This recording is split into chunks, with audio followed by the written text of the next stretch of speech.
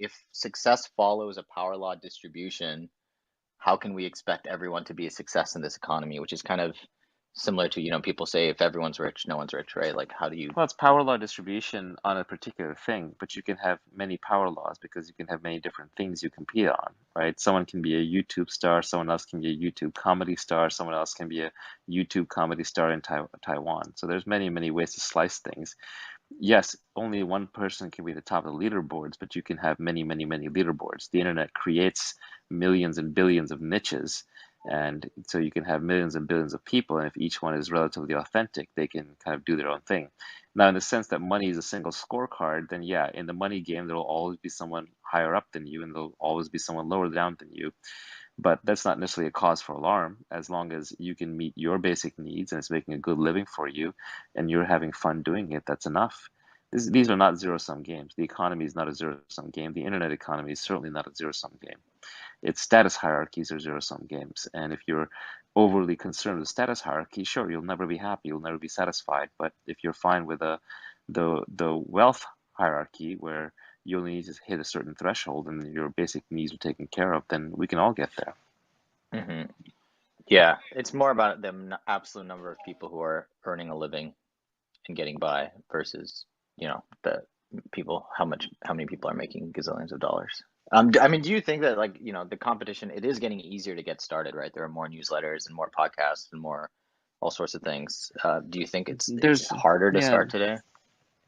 there's always an advantage to being first in any given medium. Like Ben here is a poster child for the paid newsletter before there was such a thing as Substack. Ben was doing it, and it's in fact, even on Substack, the people who started early, like the Matt Taibbi's and the Glenn Greenwalds and the Matthew Iglesias of the world, and the Bern Hobarts, they get an advantage because when people first wander into that medium, they look around, they're like, well, who's here?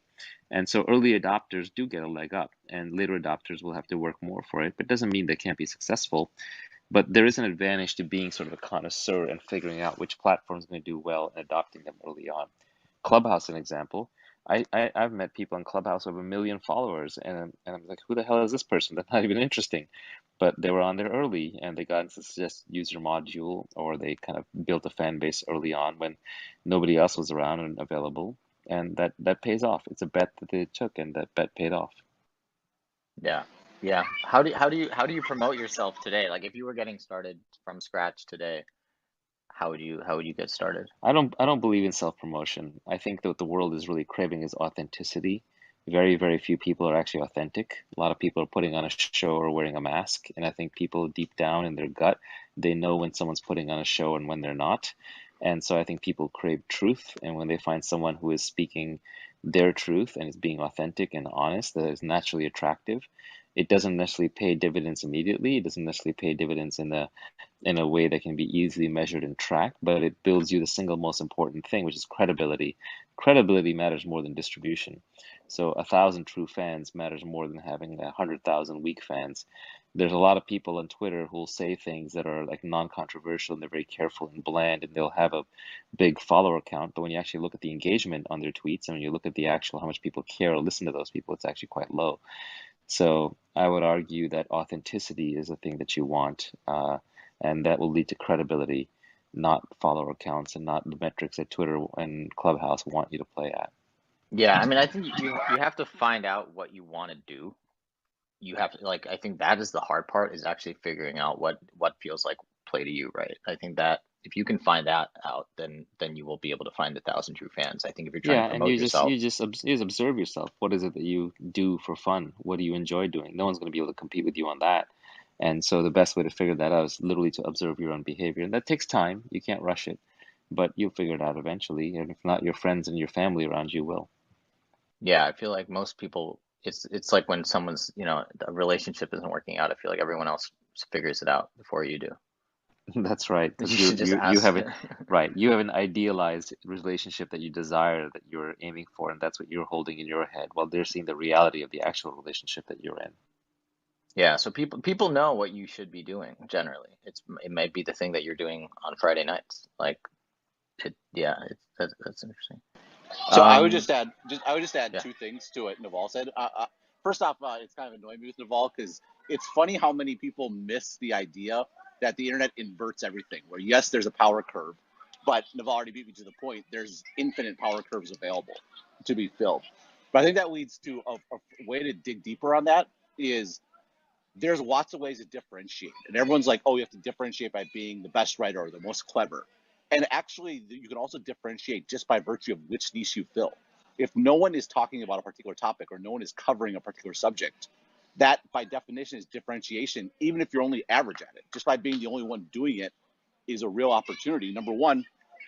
And then number two, I push back a little bit on the whole passion or what you find fun, just because I think what is fun is being really good at something, and you get very passionate about something if you spend all your time doing it. And I think there's a function where there's so many things to cover, so many things to talk about, and if you do it and you practice it and you get better and better and better at it, you're going to turn around and suddenly realize you're super passionate about it at the same time. And so I think there's a bit where all this is true. You want to find something you do for fun, and you want to be differentiated and have a niche, but the order in which that happens and the opportunity is revealed, I think, is kind of the opposite of what everyone sort of assumes it is. Yeah, I mean, riffing on that for a second, like product market fit has a way of creating passion. Like I've seen a lot of companies where like they get product market fit and the founder is really passionate, and a company doesn't have product market fit and the founders aren't that passionate, or then they find product market fit later and then suddenly everybody's passionate. So they do kind of go together. It is hard to say which came first. So I think that is a very important point to bring up. Yeah. Well, I think By the way, that's the other the other thing that's yeah, exciting about this sort of subscription thing. I mean, I've been very excited about the potential for this model for like local journalism or like very niche sort of things. And it's a great example where if you like the geography still matters, right? Geography didn't work for a business model for newspapers once it sort of fell apart, but that's because their cost structures were way too large to sustain it. But that doesn't mean people still don't have sort of local concerns, for example. And local concerns could be geographic. They could also be on the internet, right? Covering a game, covering a particular company or something along those lines. And to me, I think that, yeah, maybe it's a little late if you want to be a generalist tech blogger, right? I thought I was too late when I started in 2013, but it's very, very early for, I think, just a massive, massive number of niches. and what's impressive about Ben is he's always tinkering. So when he did Stratechery as kind of the first real paid blog out there, a newsletter, he was just playing around. And then by the time other people started doing paid newsletters through Substacks, he's on to dithering, where he's doing paid podcasts. And kind of these serial episodic paid podcasts that are bundled with his newsletter.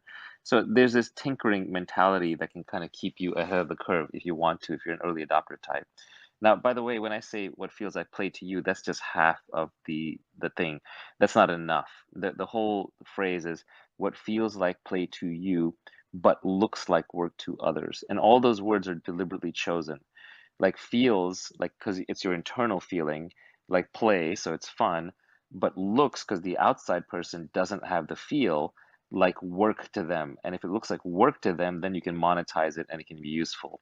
So all four of those pieces are important in that sentence. All of those criteria have to be fulfilled for you to find something that is a worthwhile endeavor where essentially it's your hobby, but it's everybody else's vocation. It's your avocation, their vocation, and then you can outcompete them in that and do well and enjoy every step of the way.